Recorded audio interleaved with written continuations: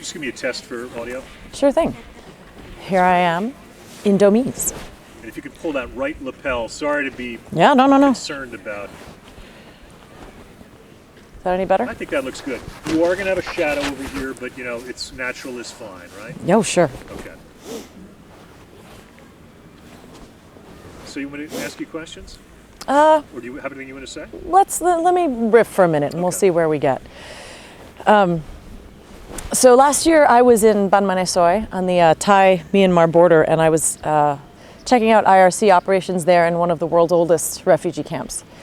And they've got it down to something that seems like a science. There are some incredible services, health services and psychosocial services, and there's very little disease, and they're growing a lot of food, and the dwellings are, for the most part, safe and clean. This is Domiz, and it's different. We have as many people working just as hard to create the most humane and dignified living circumstances that can be created. But things are dire. We've got hundreds of people showing up every day needing a place to stay. We were bogged down in mud. We almost couldn't get in here today because there's something very close to flooding going on. And we've got a lot of people who are already here who don't have a place to live. I spoke with someone today who said there were 16 members of her family living in a 2-bedroom tent, and they had 2 mattresses. This is the kind of thing that you don't ever want to see, and it's the kind of thing that I think is easy to look away from. But they need our help. What I saw in Thailand last year is that a very dignified standard of living is achievable for refugee populations, and we have a lot of work to do to get there. We need help.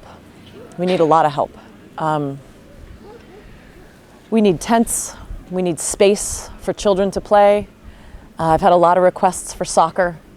I spoke with a group of people today who said that they have a lot of people who used to be teachers in this camp, and there is an enormous hunger for education here at every level, primary education all the way up through university. And the people I spoke with today said they are more than willing to volunteer to teach each other, but they need a space. And right now, all the available space that has been very generously granted to us by the Kurdish government is being occupied to house the hundreds of people who show up every day. So we need to find a way to get ahead of the curve, because right now the curve is pretty far ahead of us, and we need medicine. We need medicine for women. We need female doctors. I was sitting with a group of women today who are almost exclusively Muslim Kurdish women. All but 2 of them had their heads covered, and that gives you a sense of their devotion to their piety and to their modesty. For the most part, these women are living in situations where they have to share latrines and restroom facilities with men, which culturally is something that is enormously difficult for them to do. You can imagine then how much more difficult it would be for these women to seek medical care with male doctors. That's something that they're finding very, very difficult.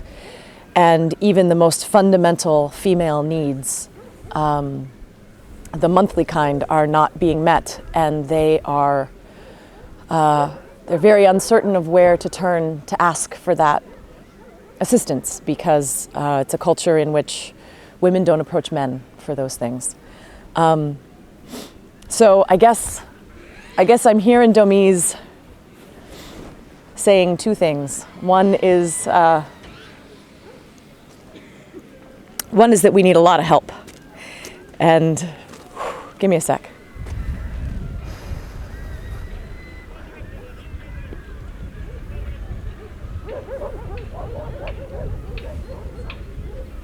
The dogs of war. So one of the takeaways from Domiz is that we need a lot of help, and we need it as soon as we can possibly get it. There will probably be 7,000 people who have arrived between the time I'm speaking and the time that you're watching this. And If it's more than 2 weeks, that's probably going to be closer to 10 or 12,000 people. And those people need food, they need shelter, they need water. There are open sewers. A 2-year-old girl drowned in one recently. So the heartbreaking message is that there is a huge gap between the need and our ability to fill it right now.